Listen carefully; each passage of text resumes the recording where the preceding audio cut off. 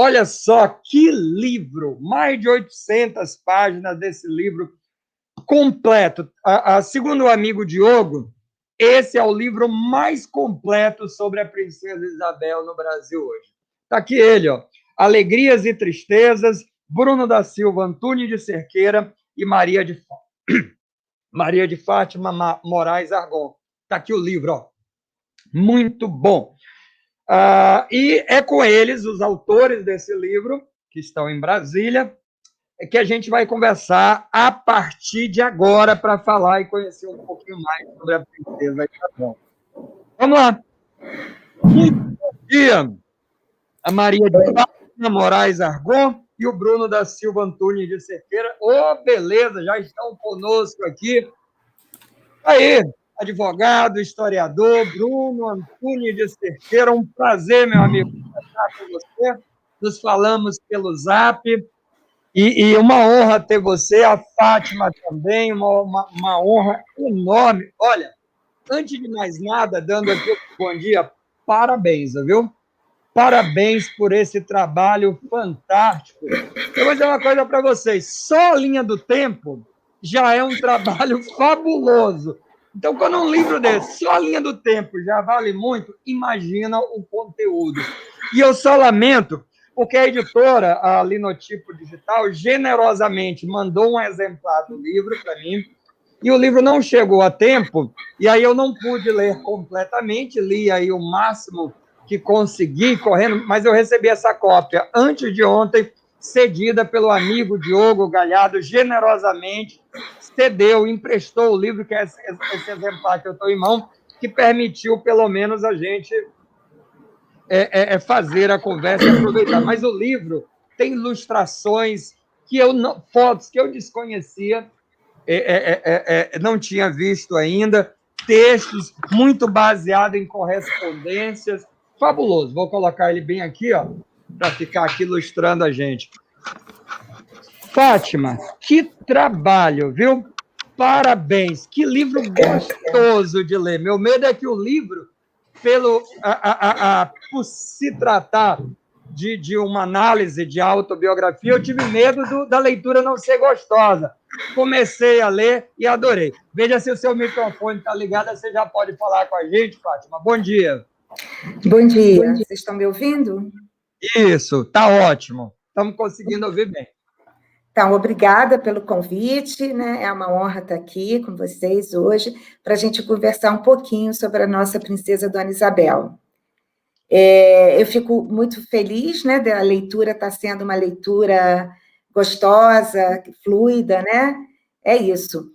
Foi um trabalho de muitos anos, um trabalho aí de mais de 30 anos, né? Trabalhando com esse arquivo direto, tendo contato com essas fontes. Então, eu fiquei extremamente feliz quando o Bruno me convidou para escrever com ele, participar dessa obra, que é o resultado do nosso esforço, né, do Bruno, de mais também de 20 anos, na luta e na pesquisa nos arquivos para conhecer um pouquinho mais da Dona Isabel.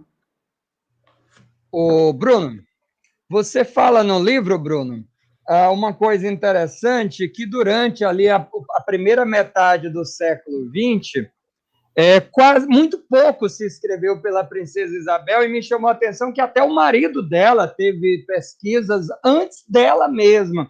E você, como foi que você mergulhou nesse universo? Porque é um mergulho muito interessante que você dá. Como é que a Princesa Isabel aí aparece na tua vida? Bom dia, cara. Obrigadão por ter aceito o nosso convite.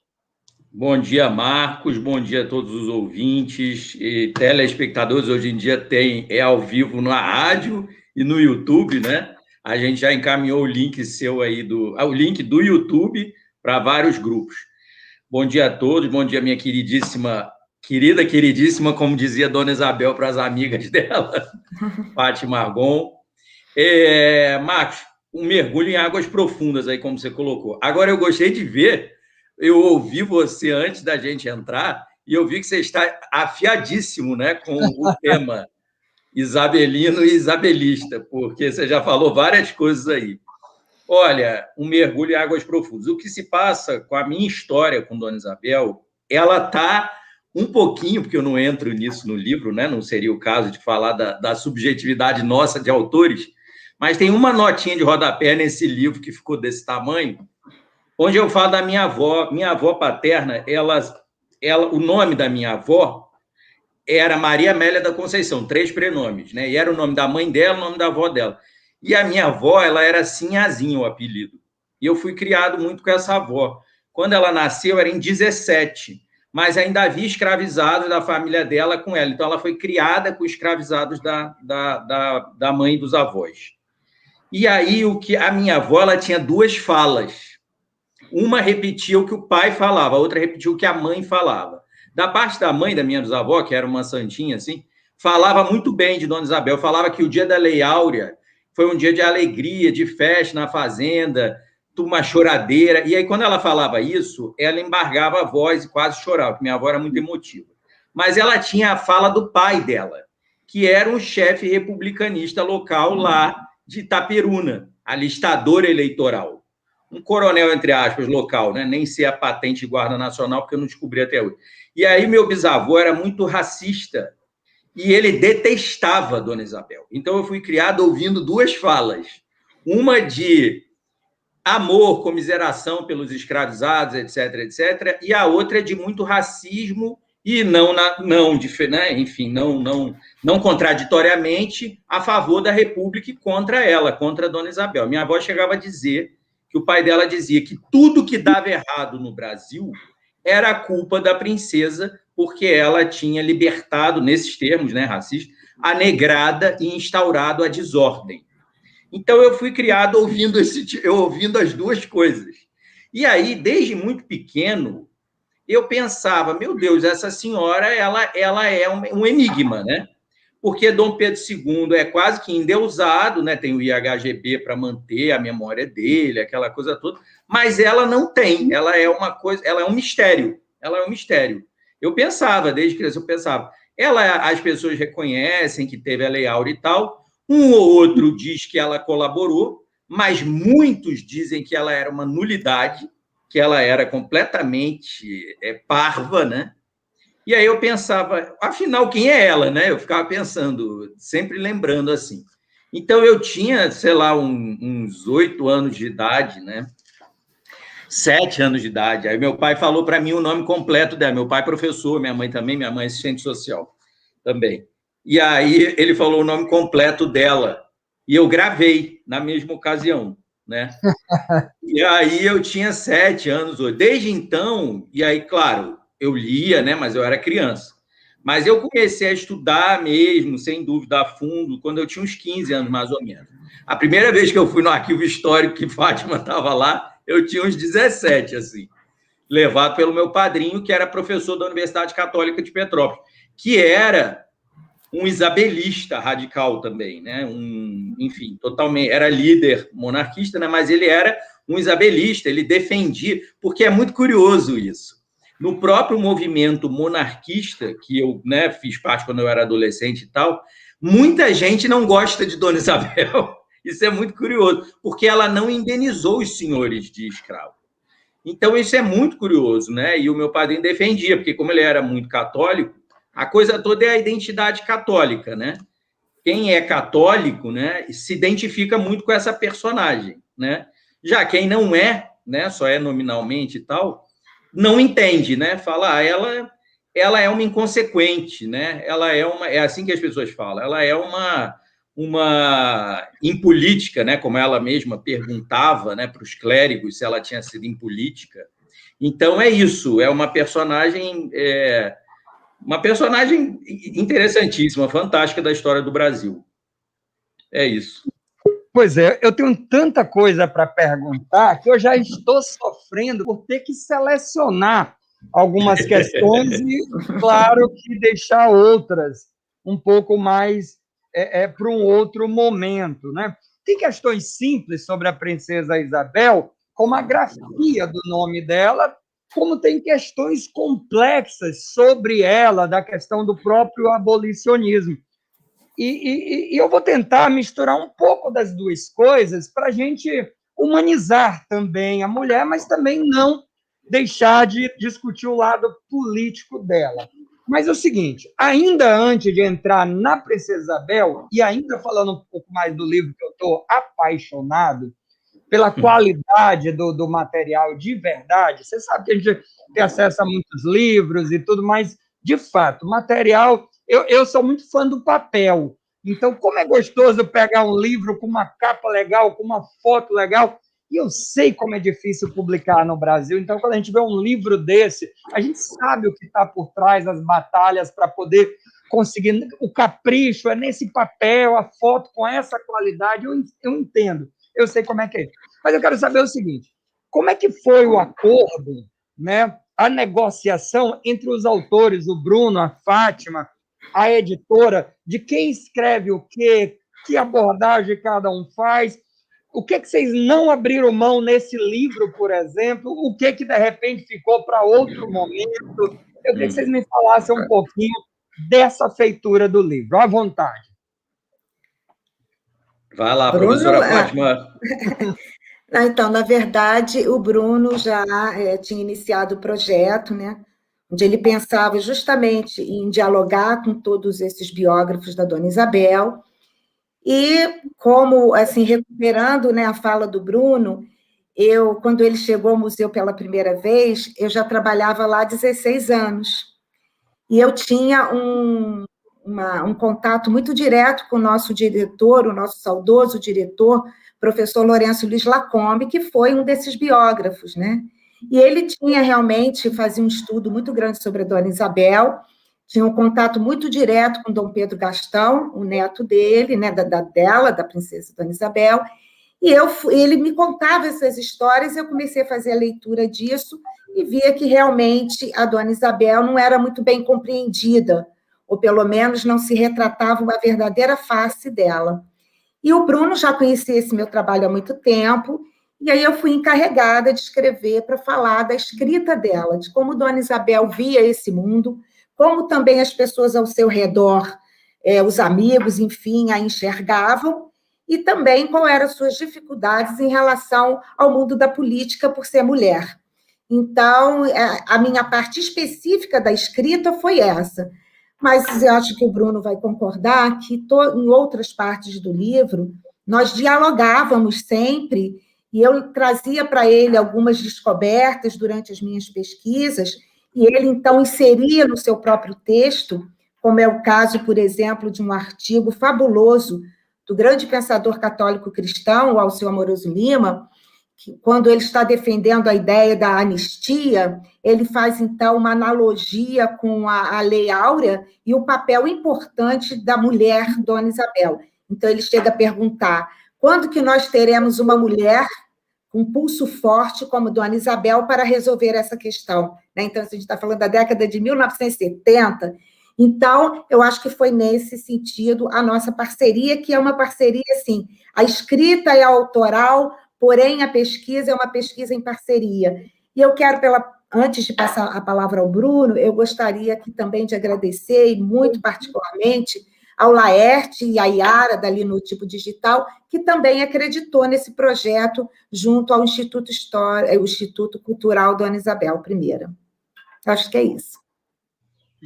Tá tudo respondido já, viu, Marco? Mas olha, eu só queria acrescentar isso, é exatamente isso que Fátima colocou, foi tudo compartilhado, né? A pesquisa, inclusive a gente compôs a cronologia isabelina e isabelista juntos, né?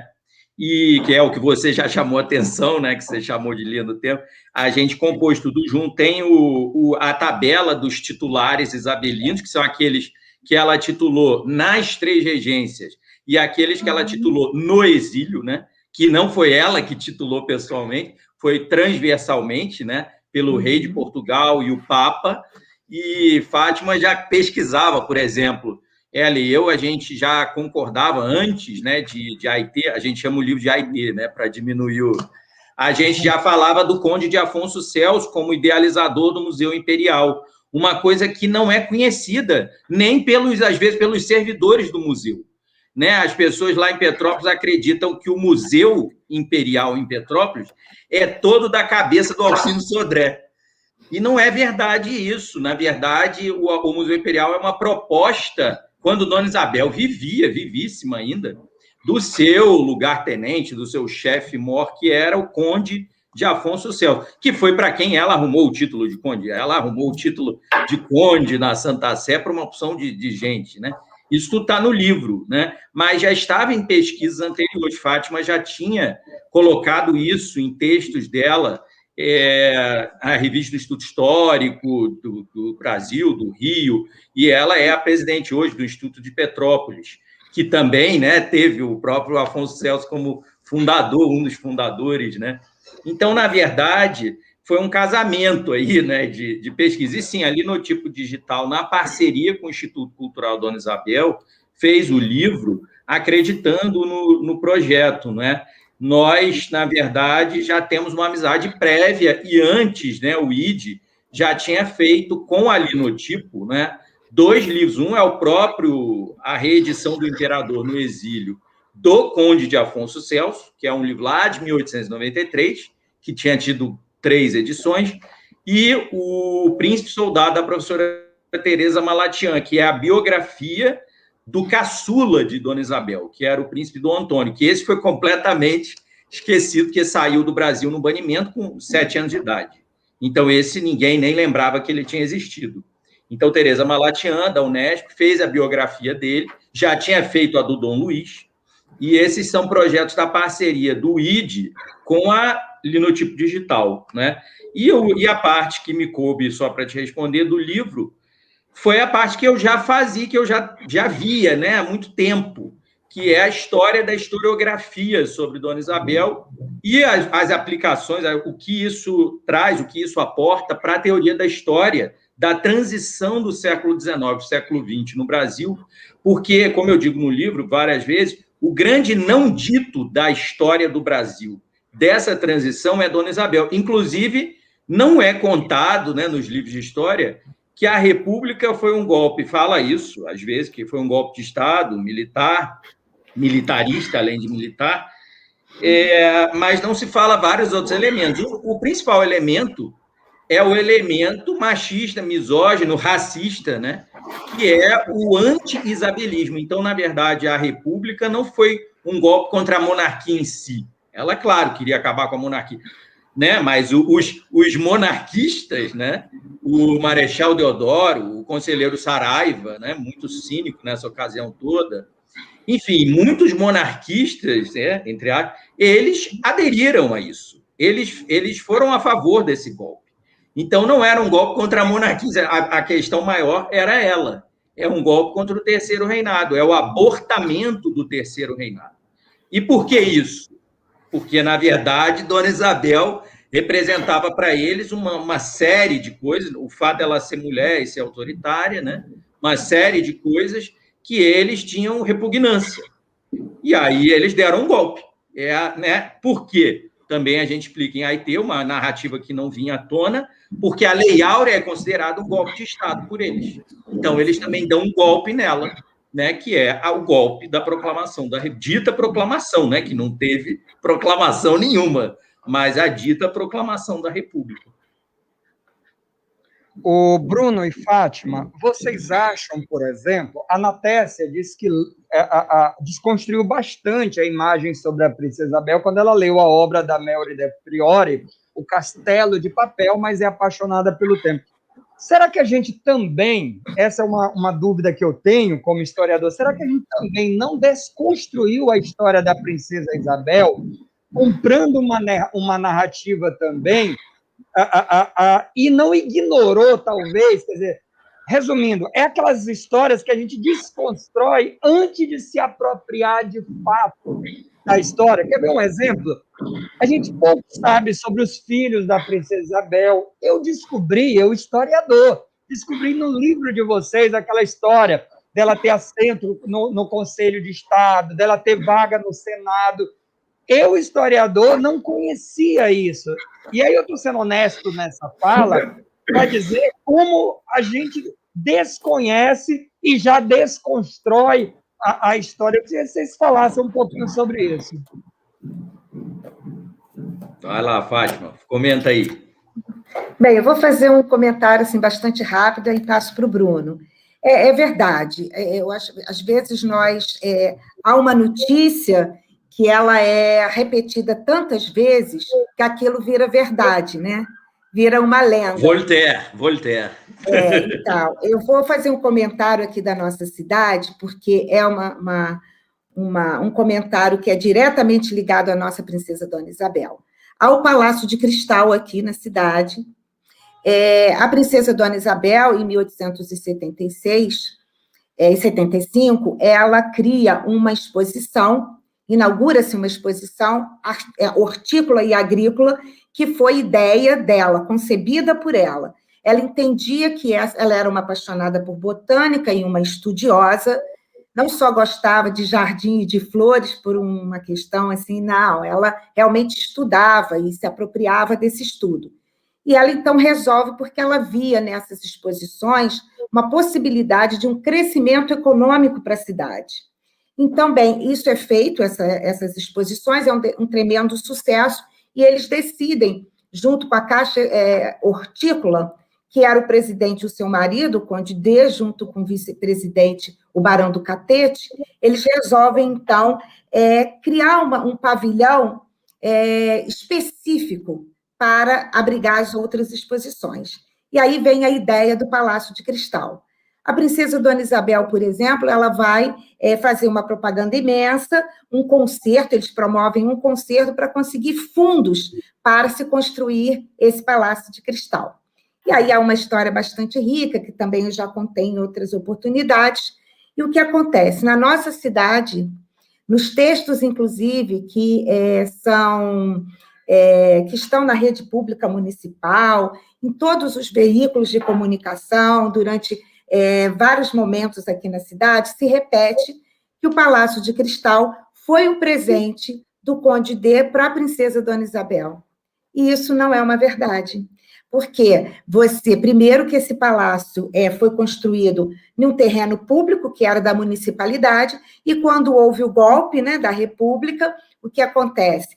Logo, imediatamente, o presidente da Câmara Municipal pergunta: como nós vamos fazer? Se o pavilhão é de propriedade da Caixa Hortícola, mas ele foi construído num espaço público. E aí começam essas discussões, ele vai a leilão, quer dizer, se fosse realmente um presente de casamento dela, seria uma propriedade particular, ou que ela teria que doar à municipalidade ou vender, como foi o caso do Palácio Imperial, hoje Museu Imperial. Então, você observou bastante, a gente acaba comprando, falando de uma forma bem simples, a gente acaba comprando uma ideia sem haver um estudo profundo, que é através das fontes, por exemplo, né? O que as fontes da época estão dizendo, de que maneira, fazendo um cruzamento, claro, sempre, entre as diversas fontes, porque nem tudo é verdade, né? A gente sempre tem a tendência, justamente assim, de ver, né? Está escrito aqui nesse documento, é verdade. A gente sabe que não é bem assim. Há os interesses por trás de cada produtor, de cada interlocutor, né? Então, eu acho que você tem essa razão. E quanto a essas ideias da Dona Isabel, que eu e Bruno, foi uma das nossas grandes preocupações, era justamente, a cada medida que a gente fosse tratando de um tema, a gente fosse mostrando as fontes, onde nós encontramos aquilo, para fazer esses cruzamentos, para não ficar, a Fátima disse, o Bruno disse, não, há uma análise de cada uma dessas fontes, criamos um problema, e aí, então, respondemos através desse estudo e dessa crítica, fundamentalmente, claro, dos documentos. Acho que é isso, não é, Bruno? Perfeito. Então, completando, Marcos, o que Fátima colocou, ela falou, por exemplo, de um fato biográfico de Dona Isabel, Palácio de Cristal, né? A gente pode falar de uma outra discussão que o livro também traz, que é, na análise das biografias, também entraram análises de textos que não são biográficos, né, e nem são historiográficos, como, por exemplo, até uma perspectiva biográfica feérica, né, do Fábio Yabu, que é um rapaz até graduado em História também, eu acho, de Santos, mas que é uma Dona Isabel das fadas, né, com a fada madrinha e tal, que é um texto infanto-juvenil.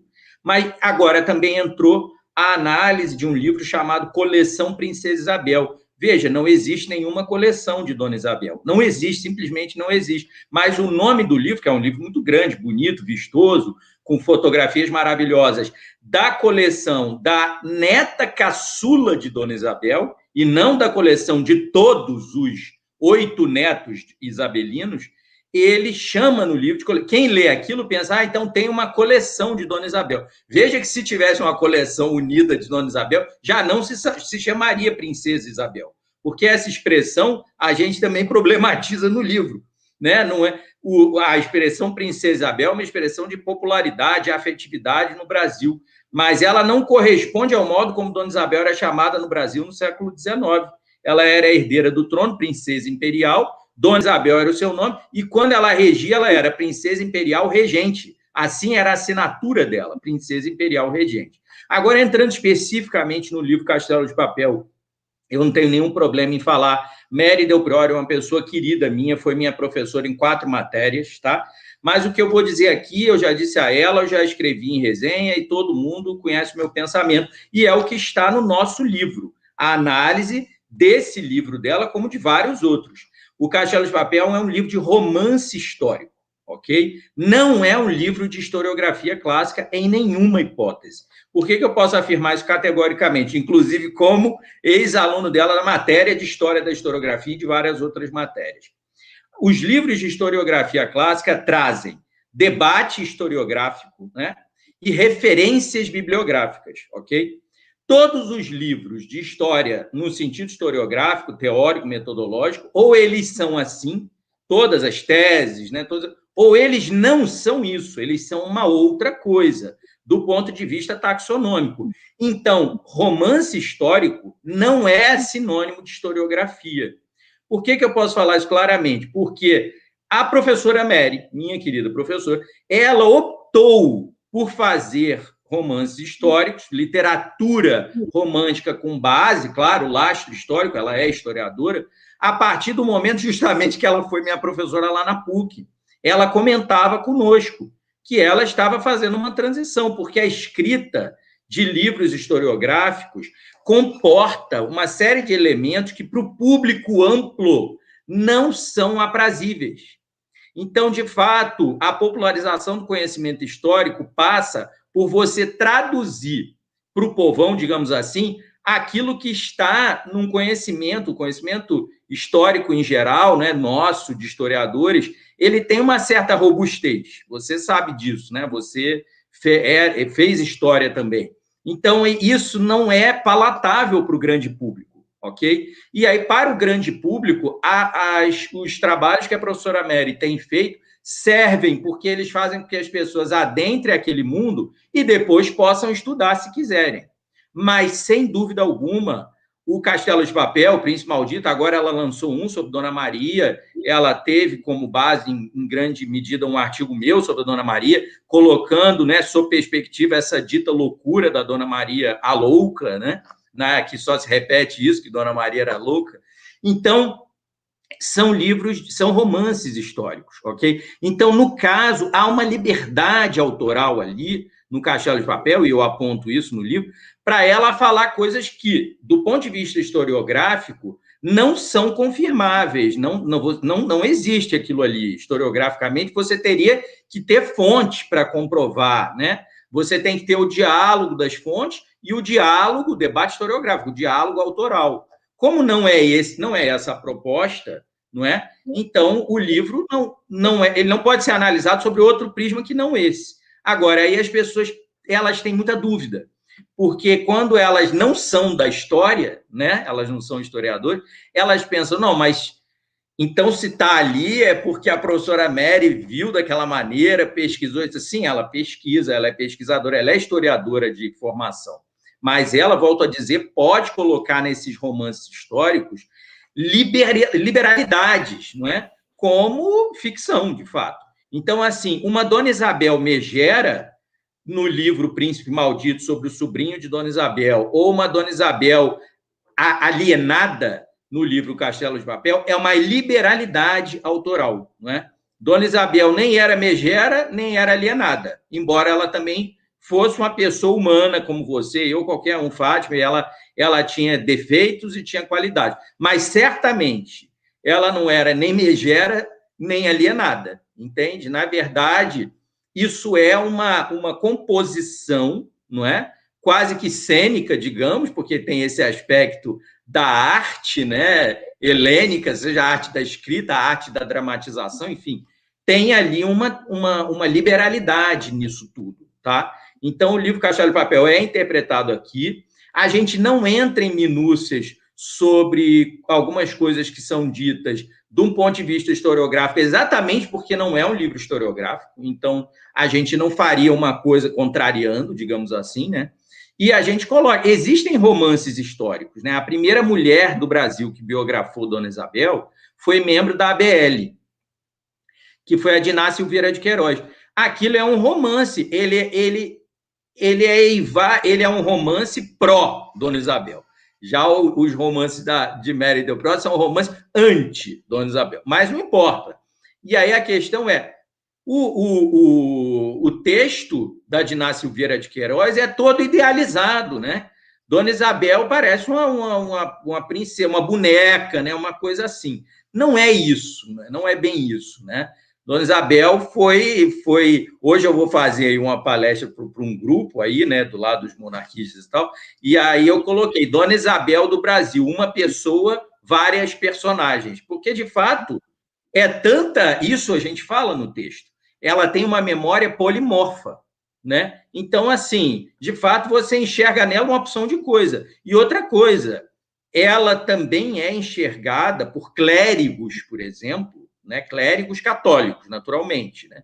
Como ela foi uma ultracatólica, uma defensora da igreja, enfim, tudo que ela foi, que quem conhece a biografia dela sabe, ela também é enxergada como santa.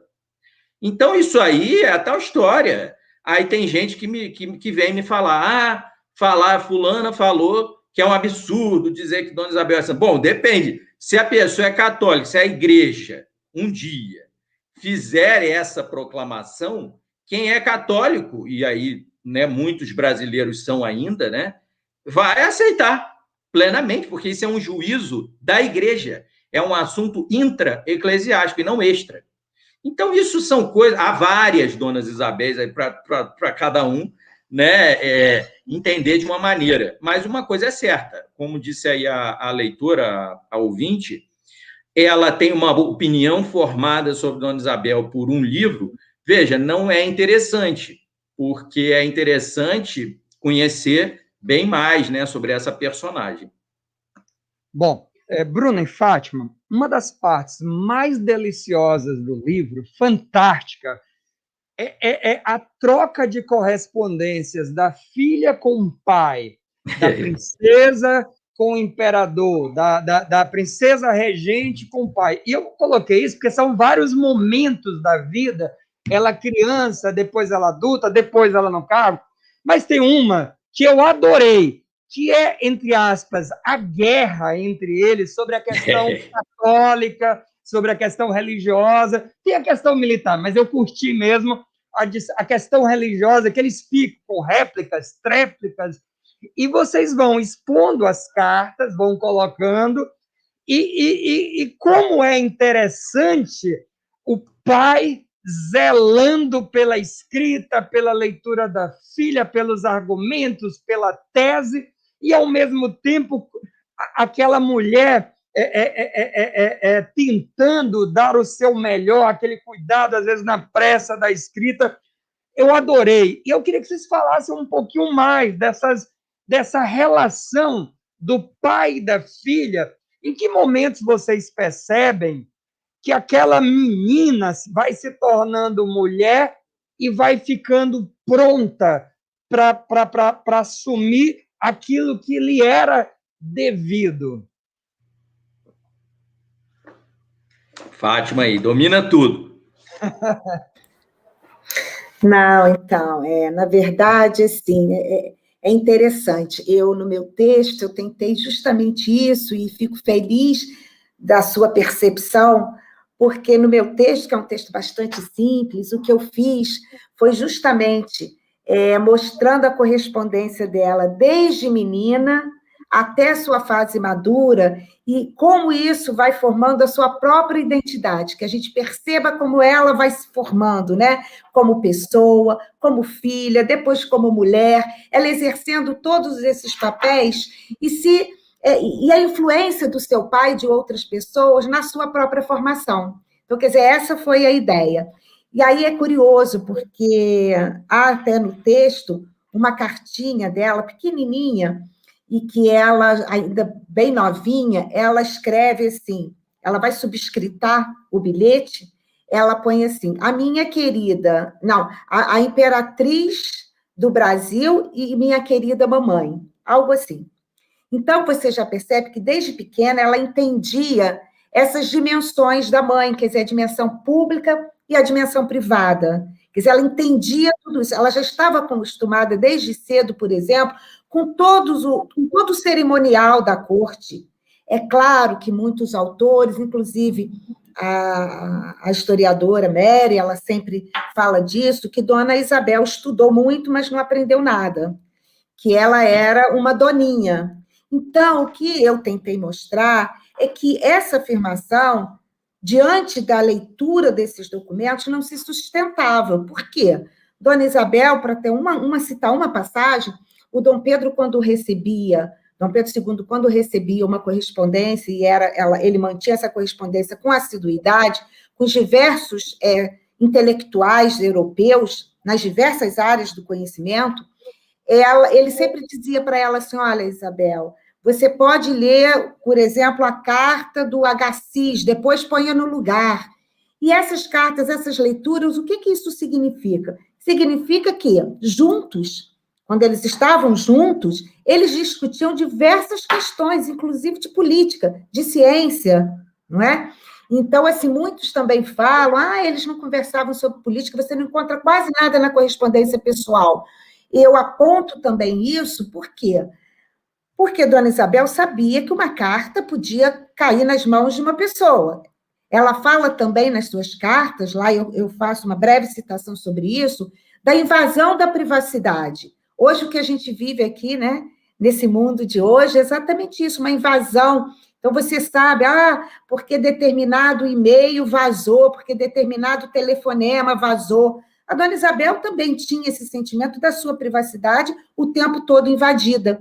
Não só ela, como a sua irmã, Dona Leopoldina, que ela diz que estava extremamente chateada porque quando ela e o marido pediram licença para ir para Viena, a imprensa estavam condenando, e ela dizia, eu jamais faria qualquer coisa que fosse contra o nosso país, né? Eles pensavam muito, muito, muito no bem comum. Eles tinham isso como uma força, o bem comum, o coletivo, o desenvolvimento do país, que era o grande projeto do imperador Dom Pedro II, um projeto de nação, uma nação civilizada, né? Nos moldes, por exemplo, da França, que era uma grande nação. Então, o que eu penso é exatamente isso, que a nossa ideia foi ir mostrando, através desse diálogo com seus pais. Por isso que, no início do meu texto, eu digo que toda pesquisa, e ali aquele texto, ele está baseado no diálogo entre a sua família, mas um núcleo. E aí eu inseri a Condessa de Barral, que foi sua preceptora, uma pessoa que teve uma grande influência na sua formação moral, enfim. E, lógico que a gente sabe que ela teve inúmeros professores, cada um para uma matéria, para uma disciplina e tudo. Ela era supervisora, vamos dizer, dessa educação. Mas eu a incluí justamente pelo papel que ela exerceu e a grande influência na Isabel. E, aos poucos, a gente vai vendo, na própria escrita da Dona Isabel, como ela volta em determinados assuntos que ela tinha tratado ainda jovem, e já na fase madura, com seu pai, para defender essas ideias. Quer dizer, então, ela volta a... E eu acho, assim, uma parte que eu gosto bastante dessa, né, que eu fui fazendo dessa análise, é a própria preocupação do imperador Dom Pedro II, segundo ele, de estudar muito para que Dona Isabel pudesse estudar. Então, ele entendia e ele via, em todos os momentos, a possibilidade de colaborar para o aumento desse conhecimento, né? Então, ele, por exemplo, ele chama atenção, como você bem falou, da escrita dela. E ele faz esses aconselhamentos, puxões de orelha na Isabel, desde a sua idade mais tenra até ela com 29 anos, ele diz, olha, você já devia ter melhorado nisso e naquilo, então é preciso que você estude sempre com muito afinco. Os biógrafos de Dom Pedro II são todos eles unânimes em falar da obsessão de Dom Pedro II em estudar. Então, é curioso, eu queria até fazer rapidamente aqui um comentário, que recentemente, eu relendo uma das cartas do imperador, me deparei com um texto assim, tão poético e tão assim, bonito de Dom Pedro II, que ele fala que estava uma manhã linda, um dia maravilhoso no Rio e tudo, e que ele tinha voltado da natação no mar. Ele tinha aí descobri que ele tinha um professor de natação e que ele fazia sempre exercícios físicos, até depois em função do seu estado de saúde e tal. E aí eu falei, meu Deus, como é difícil reconhecer a figura de Dom Pedro II nessa passagem dessa carta. Porque todos os seus biógrafos falam que ele era um homem triste, melancólico, que vivia preso entre quatro paredes, estudando, lendo, estudando, lendo, estudando e lendo. Então, a gente tende, eu acho que isso é todo mundo, inclusive, acaba que nós, historiadores, às vezes, também cometemos esses, não vou chamar de deslizes, porque a gente acaba vendo a pessoa de uma só maneira, dentro de uma caixinha, e nós temos que rever isso. As pessoas, elas são, como o Bruno falou, nós somos múltiplos, né? Temos visões múltiplas das coisas, e eu acho que quando a gente analisa esse personagem assim, histórico, a gente precisa também ter essa preocupação em ver a pessoa como um todo, porque senão a gente acaba realmente fazendo assim, um retrato que não é muito fidedigno, né? Acho que é isso. Só complementando, Marcos, se eu puder, Fátima citou muito rápido. Fátima citou Agassiz, o professor, né, suíço que veio ao Brasil com a mulher dele. E essa senhora, né, ela propõe ao imperador uma aula, né, para as mulheres na corte. E aí ela conta que inicialmente Dom Pedro II ficou meio assim, né, porque já, né, colocar uma como se fosse uma aula mesmo, né, e a professora e todo mundo, as mulheres, né, e tal.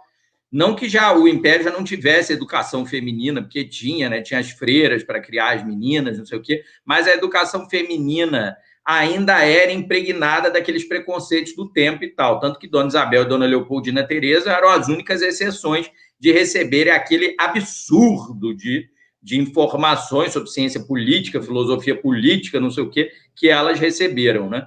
E aí ela conta, a mulher do Agassiz, que Dona Isabel intervém e fala com o pai, né? E ela já estava nesse processo de casamento, né? Então, Dom Pedro II está deixando de ser o proprietário, era essa a mentalidade do século XIX, e passando isso para o genro, né? Mas ela conta isso, ela conta que, então, teve essa intervenção. E aí ela conta que Dona Isabel se sobressaía, né, pela sua inteligência e tal. E aí ela, a mulher do Agassiz, ela diz que era uma coisa elisabetana, no sentido da Elizabeth da Inglaterra, né? Porque qual é a ideia que quando você é anglófono, né, você tem a ideia de que a rainha, the Virgin Queen, né, a rainha virgem da Inglaterra, era uma mulher muito inteligente, que era mesmo, biograficamente falando e tal. Então, a Agassiz, né, a Madame Agassiz, como era chamada, ela interpreta que Dona Isabel, que isso era algo elisabetano, porque é o mesmo nome, inclusive, Isabel, Elizabeth, né? Que a princesa herdeira brasileira, ela era uma garota, 18, 19 anos de idade, e Dona Isabel era uma garota ainda com muita infantilidade, mas ela já demonstrava inteligência, argúcia, assim, né? Depois, claro, ela vai continuar infantil, a primeira regência dela ela ainda é muito despreparada, mas isso é um caminho. Na terceira regência é outra coisa completamente diferente, né? Pois é, Bruno e Fátima, a gente está já em cima da hora. o duelo entre Cronos e Kairos se impôs hoje aqui de uma forma incrível, né? Porque a gente tem o Cronos, o tempo cronológico se impondo sobre a gente, mas tem também a questão do Kairos, que é o tempo que não se conta, o tempo prazeroso. E passou mesmo, a gente só tem 5 minutos para concluir. Então, eu queria só para fechar, rapidinho. Princesa Isabel era abolicionista desde sempre, o marido a torna abolicionista. Em que momento ela enxerga? Ela é oportunista do ponto de vista político ou é algo também que está marcado? Por exemplo, no livro, são coisas que eu vou sabendo, como ela vai se envolvendo em Petrópolis, quando ela está no sul, Porto Alegre vai declarar a abolição antes, que a gente só fala do Ceará, mas teve o sul também em Porto Alegre. Enfim, como é que ela vai se envolvendo com a causa abolicionista? Isso seria interessante a gente tocar, mesmo com um pouquinho de tempo que a gente tem, só para não passar batido. E outra coisa, a gente esquece, né? Mas numa das regências da Princesa Isabel, a gente também tem a lei do ventre livre, né? A gente associa sempre a Lei Áurea lá no afinal, mas tem antes, né?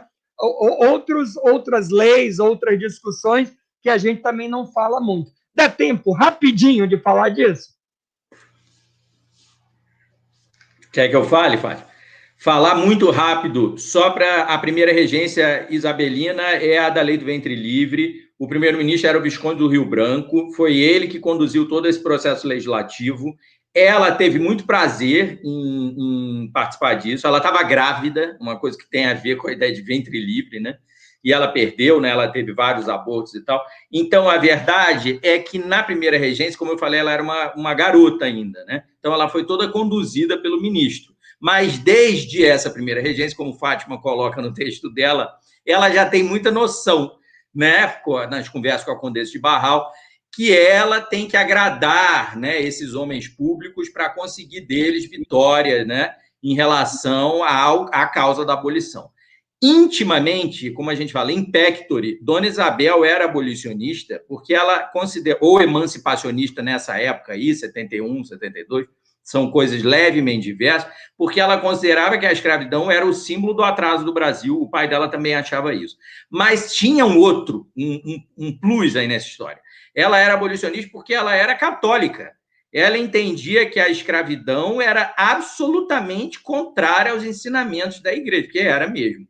O fato de padre ter escravo, como todo mundo gosta de falar, os monges tinham escravo, isso não era uma coisa correta, moralmente isso era uma coisa condenável. E ela era uma moralista, inclusive, nesse sentido. Ela achava, ela tinha toda uma visão de mundo, né, enfim, moral. E a questão é, na terceira regência, é bom entender isso, todo mundo entender isso. O abolicionismo já era um partido político, né? Era dissidência tanto do Partido Conservador quanto do Partido Liberal. Ser abolicionista publicamente não era permitido nem ao imperador, nem à princesa imperial regente, porque isso era pertencer a um partido político. Eles não podiam ser isso publicamente. No entanto, na terceira regência, ela escancara o abolicionismo privado dela, que era muito anterior, que não é nada de 88, 87. Só para que vocês tenham uma ideia, a Vila Isabel é de 72. E é uma vila de homenagem do Barão de Drummond, que ela vai titular Barão em 88, com o nome dela, uma vila abolicionista, que tem o Boulevard 28 de setembro para homenagear a lei do ventre livre. Quando ela regeu pela primeira vez e assinou a lei do ventre livre, iam erguer para ela uma estátua, já naquela ocasião. E ela não permite isso, mandando que qualquer dinheiro, igual ao pai, fosse revertido em escolas. Então, as pessoas falam hoje muito, a gente tem um grande amigo, Robert Dabet Jr., que é analisado demais nesse livro aqui também. Ele lembra o quanto o Estado Imperial quis plasmar na Princesa Imperial o processo de abolição, para remir o próprio império dessa mancha. Isso é verdade. Politicamente falando, isso é verdade. Agora, na subjetividade de Dona Isabel, dizer que ela era abolicionista, em 88, porque André Rebouças escreveu Isabel I, ele já chamava de imperatriz, né? Faz a sua primeira manifestação abolicionista. Pública, não é privada. porque manifestação privada, ele vivia junto dela, lá no Paço Isabel e no Paço de Dom Pedro II. Ele viu 50 mil manifestações privadas abolicionistas dela e do marido dela. Aliás, o marido dela tinha abolido a escravidão, tudo bem, eram 80 escravizados, no Paraguai, no fim da guerra. Então, o casal era abolicionista. Todo mundo que conhecia o casal sabia disso. E Dona Isabel não era abolicionista por causa do marido. Dona Isabel era abolicionista porque ela era católica, romana, fiel, engajada, completamente tomada por essa visão de mundo. Então, o abolicionismo isabelino é o abolicionismo católico, né? Então, não é difícil de entender isso quando você conhece a biografia. Mas, claro, se você enviesar isso, e se você também não for especialista, digamos assim, nessa temática, você vai dizer, não, o abolicionismo dela é de meses antes, igual você disse, por oportunismo político. Essa é a fala do Rui Barbosa. É uma fala muito antiga, é só você repetir tudo que esses homens falavam, que ela era oportunista, que ela era uma... Engraçado que eles diziam que ela era uma parva, mas aí diziam que ela estava sendo espertalha, entendeu? Fazendo espertalice de pegar a abolição para ela. Ora, isso é muito anterior. Se você lê os jornais, você lê senhoras em 1883, 84, libertando os escravizados em honra da princesa imperial. Ora, por que as pessoas faziam isso? Dona Isabel não era abolicionista e as pessoas libertavam o escravo em honra dela? Ué, qual é a conexão, então? Era por quê? Então, na verdade, existe sim. O anti-isabelismo, ele é muito forte, né? Porque o isabelismo foi forte, né? Foi apagado da história. Então, até hoje, existe uma perspectiva anti-isabelista. E é isso que a gente discute aqui no livro. Pois é, olha, eu queria agradecer pelo programa de hoje, pela semana que vocês me proporcionaram, pensando o tema, por esses 2 últimos dias que eu não consegui parar de ler o livro, primeiro pela necessidade, e depois porque fiquei viciado, não conseguia largar o livro, e muita gente aqui escutando a gente pelo Brasil inteiro, muito obrigado, vocês precisam voltar aqui, eu vou arrumar qualquer pretexto para logo em breve vocês estarem aqui conosco conversando novamente, porque está aqui um caderno cheio de anotações com coisas para a gente discutir, mas já foi um grande começo. Eu acho que foi uma oportunidade que vocês deram para os nossos ouvintes, para mim, enfim, para a gente conhecer um pouco mais. A gente precisa conhecer mais, e essa é a natureza do História em Debate. É para isso que existe. Quando a gente vê o nosso papel sendo cumprido, a gente fica orgulhoso. Que legal. Que coisa bacana, rádio AM, agora também com a coisa da TV Timbira, pela internet, poder levar esse conhecimento, tá? Então, você que perdeu o programa ao vivo, ele fica salvo na TV Timbira, você pode ouvir, assistir a hora que você quiser. Fátima, Bruno, muito obrigado mesmo. O livro está aqui, ó, pela internet. Eu queria agradecer o Laerte, que fez todo esse encontro aqui, promoveu. Ele está ouvindo a gente, obrigado. A editora Linotipo está de parabéns por ter apostado numa obra como essa, ter feito com qualidade. Não vou cansar de dizer isso. Com qualidade. Como é gostoso pegar um livro de capa dura, com as fotos bem legais ali no meio. É uma delícia, o cheirinho de papel, então nem se fala. Bruno e Fátima, obrigado, viu? Nós que agradecemos. Eu agradeço e lembro o agradecimento extensivo ao Instituto Histórico do Maranhão, que acolheu Fátima e eu para lançar a ITAI em São Luís do Maranhão, viu? Então, um agradecimento imenso ao IHGM, na pessoa do presidente José Augusto. A gente teve uma perda gigante do Padre João, meu amigo e irmão, do Instituto do Maranhão. Agradecemos também ao Diogo Neves, que fez parte, né, te emprestou o livro e fez parte de todo esse movimento do lançamento de AIT em São Luís do Maranhão e conduz aí um grupo de estudos, né, de 17 de novembro, que foi a data de chacina aí, né, dos isabelistas em São Luís do Maranhão, logo na dita proclamação da República.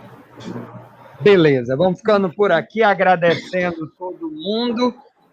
E vamos deixar vocês com o Luar do Sertão, por conta dessa semana aí. A gente tem aí também uma data, né, importante aí de celebração aí do Catulo da Paixão, né, cearense, maranhense, a gente não pode deixar de lembrar, foi poeta, teatrólogo, músico, compositor, enfim, os 75 anos da morte dele, a gente coloca aí a musiquinha de fundo aí para poder encerrar o programa. Gente, obrigado, tchau, tchau. Livro está à venda, tem no site da editora, tem nas livrarias, não está difícil de conseguir, faça um pedido, tem pela internet, vale a pena vocês curtirem a leitura e torcer para acabar logo essa pandemia, para a gente voltar a se encontrar nos eventos literários, trazer vocês novamente aqui ao Maranhão. Tchau, tchau. Obrigado, hein, gente? Prazerzão. Tudo de bom. Muita saúde. Valeu. Amém. Obrigado.